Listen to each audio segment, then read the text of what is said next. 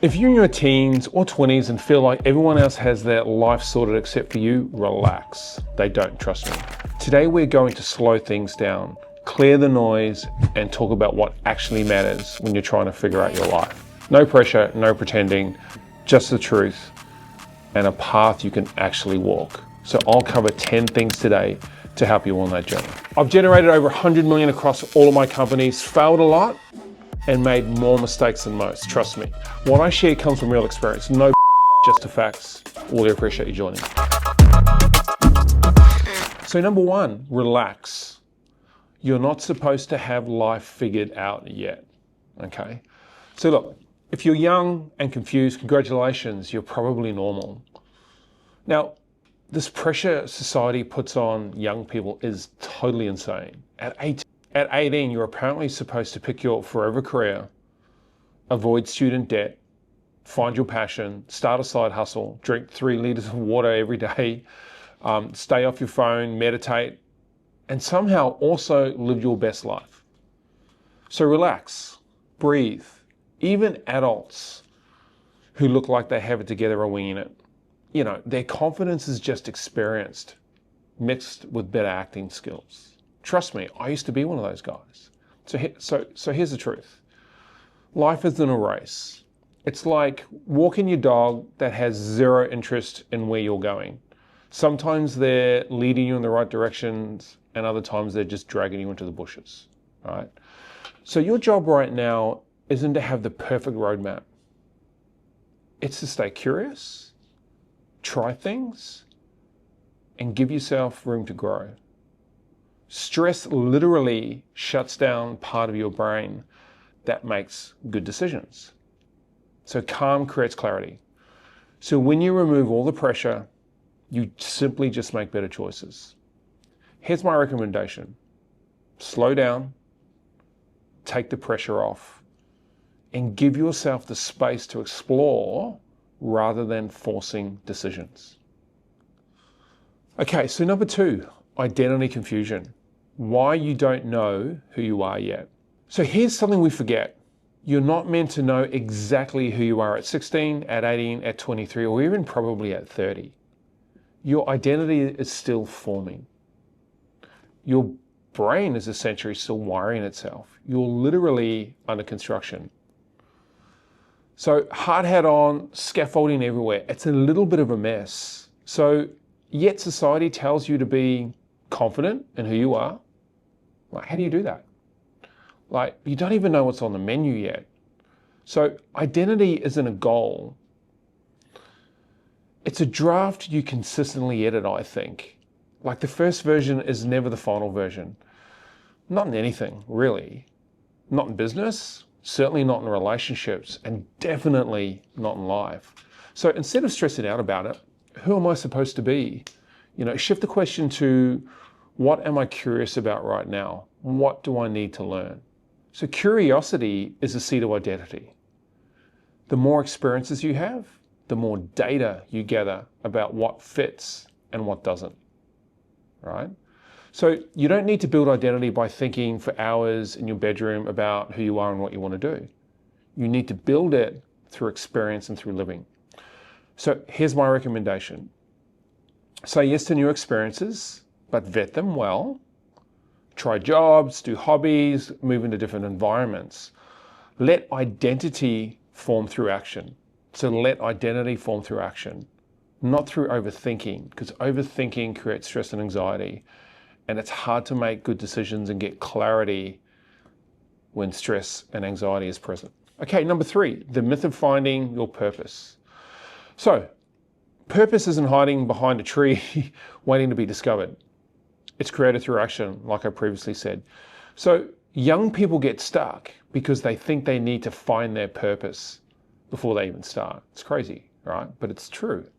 Purpose is built by doing something, not by doing anything, and learning what energizes you, not what drains you and what you're good at. You have to figure that out. Most people expect purpose to arrive like a motivational Uber Eats delivery in a box. You know, where you go through the menu and you click on purpose and, 12 minutes later it arrives on your doorstep. It simply doesn't work like that. People think that though, but it doesn't work like that. So you have to start somewhere. Even if it feels kind of random, you just have to start. Of course, again, vet the ideas, vet the environment, and try and vet the result. Come on, you have a fair idea about where you're going to end up and what you're getting yourself into. But your first job won't be your forever job. So just do it, right? It's going to pay you some money. You can pay the bills, save some money that you can push into a side hustle later.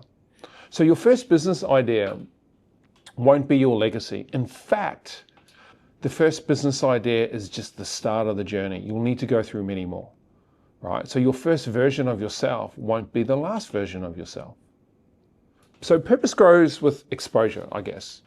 It grows with experience, repetition, and more importantly, you grow more in any other place through one thing: failure. So you refine who you are by walking forward, not waiting for a miracle to occur. Here's my quick recommendation. So pick something and just simply start.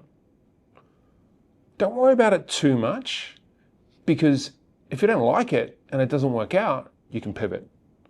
So don't hunt for the one thing. Focus on building skills, creating momentum, and purpose normally emerges. Okay, number 4, figure out what you don't want to do. I talk about this all the time. You know, I had multiple jobs when I was a kid back in the 1930s.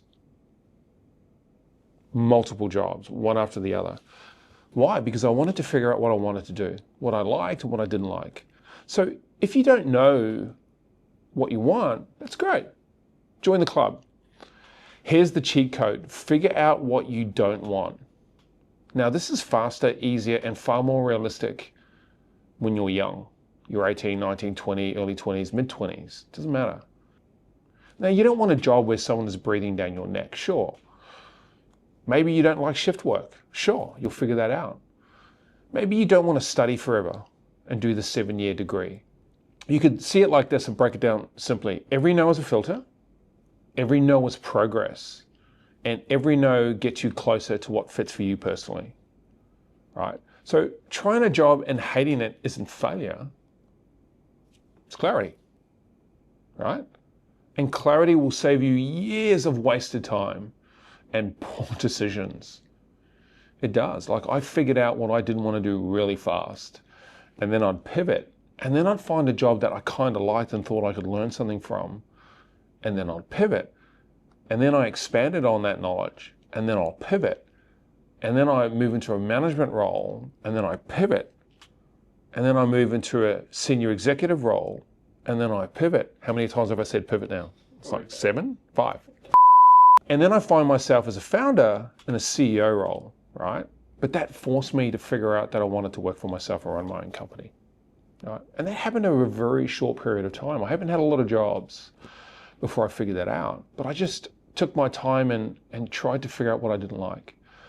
So listen, look, most adults don't regret what they tried.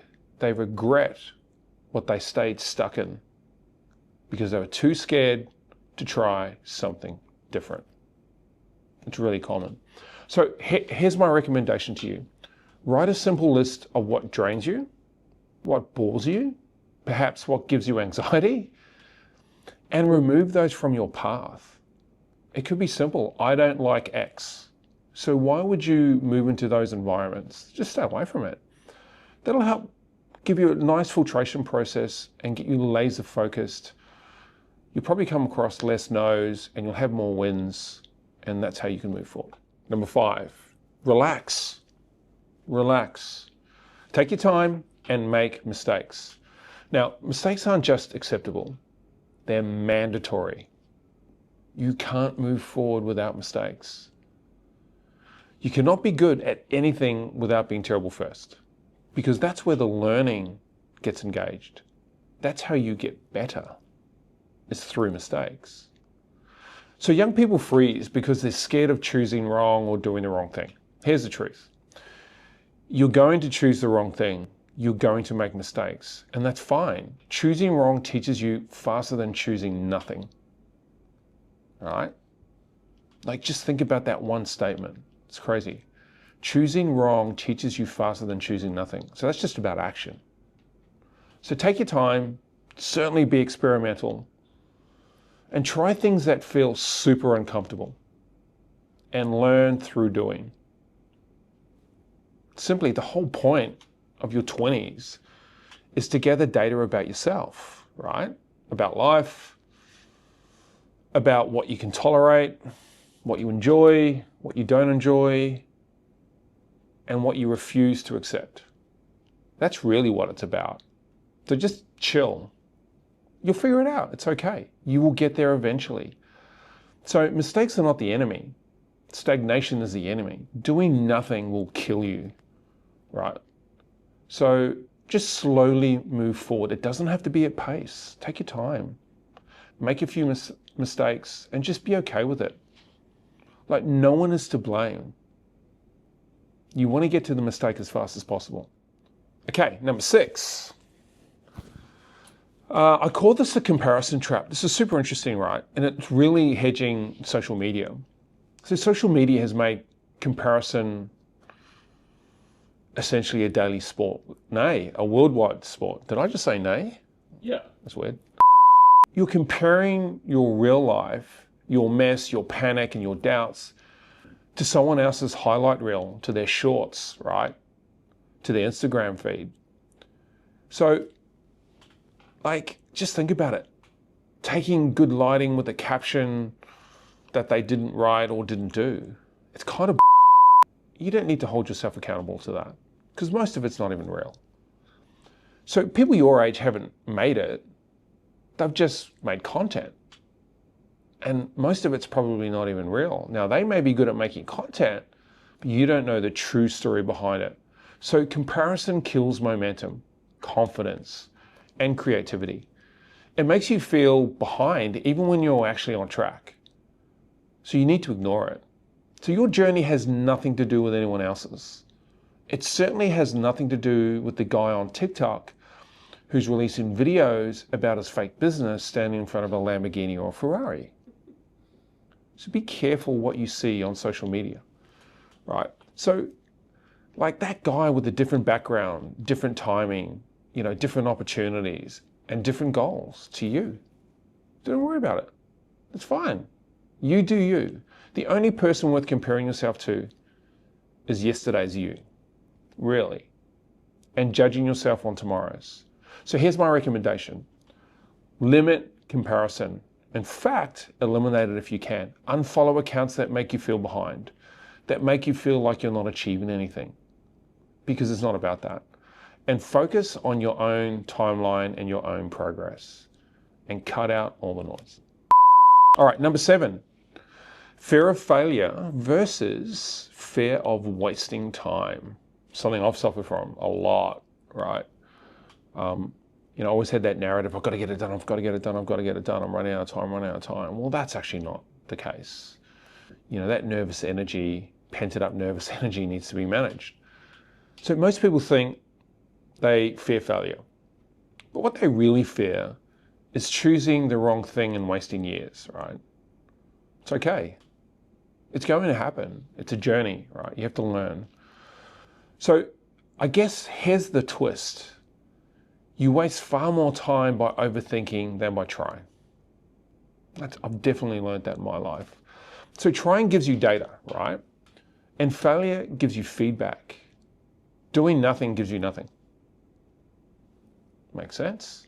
Trying gives you data, failure gives you feedback. Doing nothing sort of means nothing, and you get nothing. So I guess failure doesn't take you backward. It kind of pushes you forward.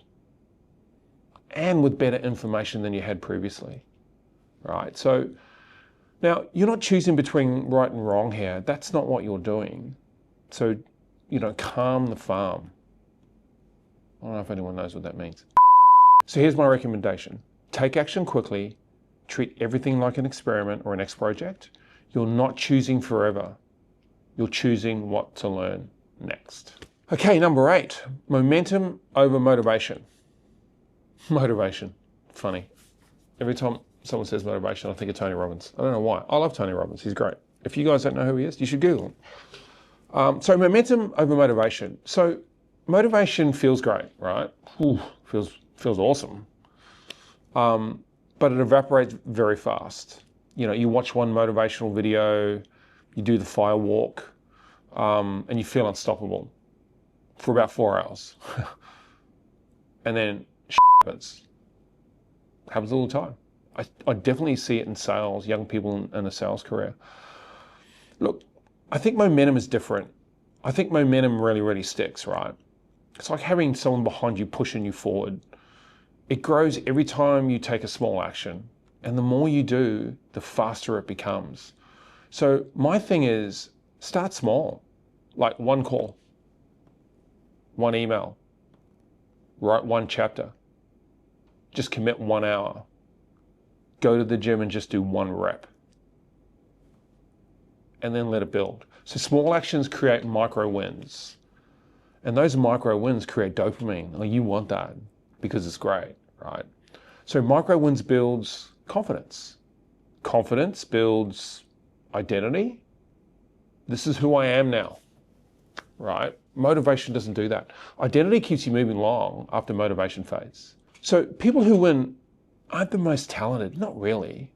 They're the ones who just stay in motion, who are constantly moving forward. Consistency wins the game in the long run, not motivation. That never works.